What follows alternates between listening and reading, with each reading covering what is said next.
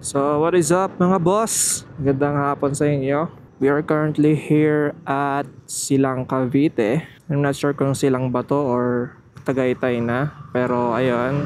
And ako nga Tagaytay na siguro to. And pauwi na kami ngayon. We are 3 to 4 hours away from our home. And before magbakbakan, papahinga muna kami ng saglitan uli and pupunta sa coffee shop dito sa Tagaytay City. Yung pupuntahan pala namin coffee shop is Cafe Moto, which is napakadami ko ng beses napuntahan.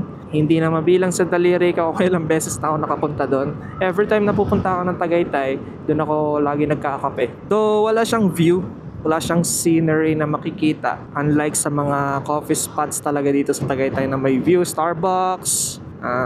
Basta madami dito, puro mga may view.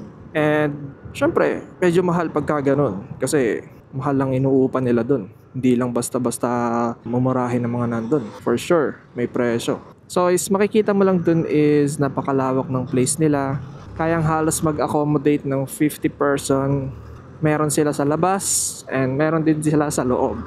Hindi siya air-conditioned but malawak yung place and nagro-rotate ang hangin kaya okay lang. Teka, nauna yung review ko Mamaya na yan. So, ayan. Punta na tayo dun ngayon. Sheesh! Toyota Supra. Parang tapos ng umulan or paulan. Ay, di, tapos na nga. Kasi pagdaan natin dito kanina, naulan. Hindi umuulan, di ba? Tuyo dito kanina.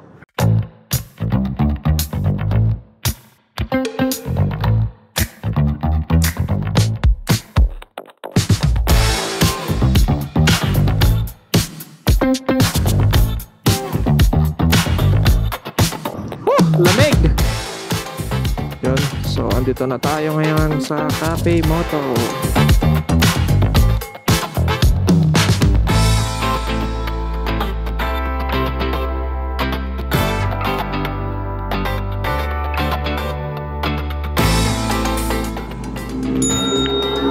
Sa akin po is Spanish Latte Iced. Spanish Latte Ice. 135 lang, sir. Okay. Bakit na lang pa? Ay, wait, Thank you. wait lang. Available pala itong mga tiramisu latte nyo? Kinapos mo. Ay, napunch na? Opo. Okay. Sige. Next time na lang siguro. Thank you. Ay, na lang pa rin, sir. Sige pa. Thank you.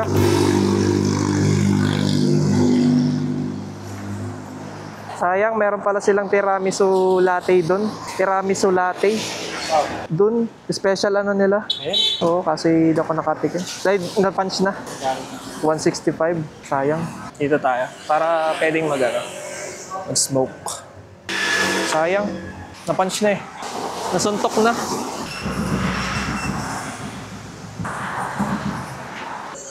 Okay na po. Thank you. Yun. Ito na. Ating order.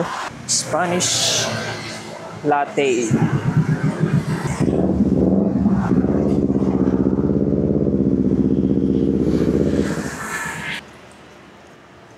Ito yung order ko. Spanish latte. Hindi ko alam kung merong Spanish latte before. Meron ba nun? Dati? Parang lagi kong tinatanong dati ay anong kaparehas? Ay, dun pala yon. Sa Lumban pala yon. Sa Lumban pala yon. Ayan, sa Lumban pala yon. Ito pala ay dito may Spanish latte talaga. Grabe, sobrang solid. Worth it talaga pag tayo dito kahit walang view. Ito lang kasi yung view na makikita nyo. Yan lang. Tapos ito yung lugar nila. Tabing kalsada lang siya, as in. Di ba madalas sa Tagaytay is talaga mga coffee shop is may mga view. Dito wala. Ano lang, kalsada lang. Sa gas station. Saka itong poging to. Kagat labi mo na.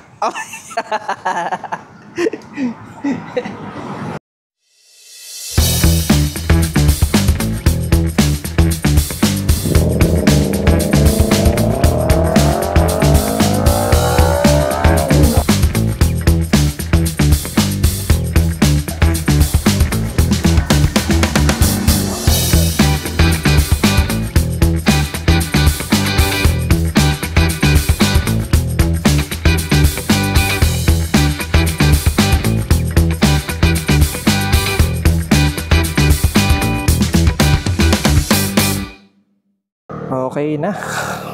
Bye-bye, Cafe Moto. Kagabi, abutan tayo ng dilim pag-uwi. Lamig dito. So, yun. Tapos na kami ngayon magkape. It's already 4:39 p.m. in the afternoon. So, yun. Bigay lang ako ng konting review sa ating pinuntahan na coffee shop. Ang name niya is Cafe Moto.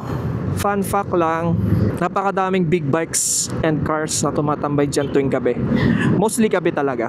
Ngayong mga daytime or sabihin nating 8 a.m. to 5 p.m. kakaunti pa. Siguro mga 6 biglang dadagsayan. Kasi masarap talaga tumambay dyan is gabi. Hindi umaga. Mainit kasi sa umaga dyan eh. Kahit nasabihin mo nasa Tagaytay ka, mainit pa rin. Hindi ko pa na-experience talaga na pumunta dyan ng gabi eh. Which is sana mangyari soon. Siguro pag naka-big bike na ako. Which is malabo pa sa ngayon talaga. Kaya scooter gaming lang muna tayo. In order ko is Spanish latte, which is my favorite type of coffee, iced coffee to be exact. Yun na lagi ang in-order ko kapag may available lang isang coffee shop. Doon ako nagbabase lagi. Iced Spanish latte. Actually, ang alam ko yun yung pinaka-popular na coffee na laging binibenta sa coffee shops. Ewan ko din. Pero yun talaga naging favorite ko as in. Yun yung flavor. So, yeah. In order ko is Spanish latte, nagkakahalaga siya ng 140 pesos or 125 if I am not mistaken. Limot ko kung magkano. Basta mga nasa around 130 siya to 150. 16 ounce and wala silang ibang available na size ng cups. So, 16 ounce lang. And sa hot coffee nila is 12 ounce. Yan, nakapagka-try na ako ng mga hot coffee nila. Mas okay din lalo na kapag nandito ka sa Tagaytay tapos naulan and malamig and gabi ka nag-order. Sheesh! Solid. Sobrang solid nung in-order ko. Hindi ko talaga siya makalimutan kasi napakasarap talaga. Gising talaga ang diwa mo. Hindi siya tinipid. Nandun yung flavor, andun yung sweetness, andun yung kung tawagin dun. Basta nandun lahat ng hinahanap mo sa isang coffee, sa isang Spanish latte. And ang napansin ko lang na downside niya is kapag medyo malapit na maubos yung drinks mo, medyo nawawalan na siya ng lasa. Parang tingin ko napakadami ng ice niya. I'm not sure, pero yun yung napapansin ko. Mostly gano'n naman talaga mga coffee. Lalo na kapag ka-iced, hindi talaga pwedeng i-meet yung isang cup ng walang ice. Halimbawa, pupunoy mo yung cup tapos may isang tapos pupunoy mo siya ng coffee lang. Wala ka na magiging room for iced. Yung iced kasi yung nag-a-add ng lasa din sa isang coffee. Nababalance out niya yung flavor at lasa ng isang coffee. Kaya walang coffee na talagang yun lang. Pero yun nga, dapat naman kasi hindi dapat sobrang dami ng iced kasi nga tagalan, mawawala na yung flavor ng coffee. Pero even though kahit ganun siya, okay pa rin naman, masarap pa din. Wala talaga akong masasabing iba bukod dun. Dito pa tayo ngayon sa Tagaytay. Next time, siguro pupunta ako dito kapag gabi. Buhay ang nightlife dito sa Tagaytay. Punong-puno ng ilaw, malamig, sobrang chill. Medyo traffic lang pero all goods. Carry naman siya. And ano ba to? I-recommend ko ba to sa inyo? Itong coffee shop na to? Of course!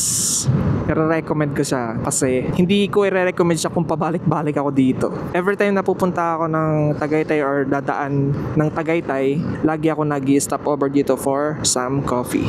Kaya highly recommended. Hindi overpriced ang mga coffee nila, saktuhan lang. 140 pesos, yun naman usually ang mga prices. Kaya yeah, I highly recommend trying out sa Cafe Moto. So pababa kami ngayon ng Tagaytay in a few minutes. Bigay lang ako ng konting shots para naman may konting view kayong makita dito sa Tagaytay Talisay Road. Alright, so yeah.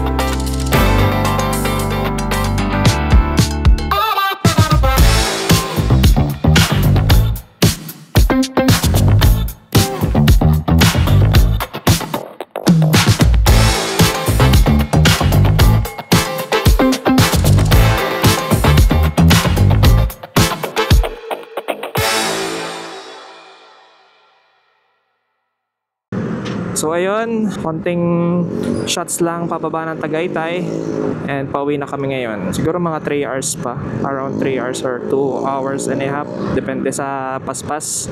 So yeah, dito ko natatapusin yung ating vlog. Napakabilis lang na vlog to. See you next time ulit. Sana nag-enjoy kayo sa content ko and subscribe na kayo. Parang awa nyo na. Joke lang. Yeah, like, share, and subscribe kung nagustuhan nyo yung ating content for today. Alright, see you soon. Bye. Peace.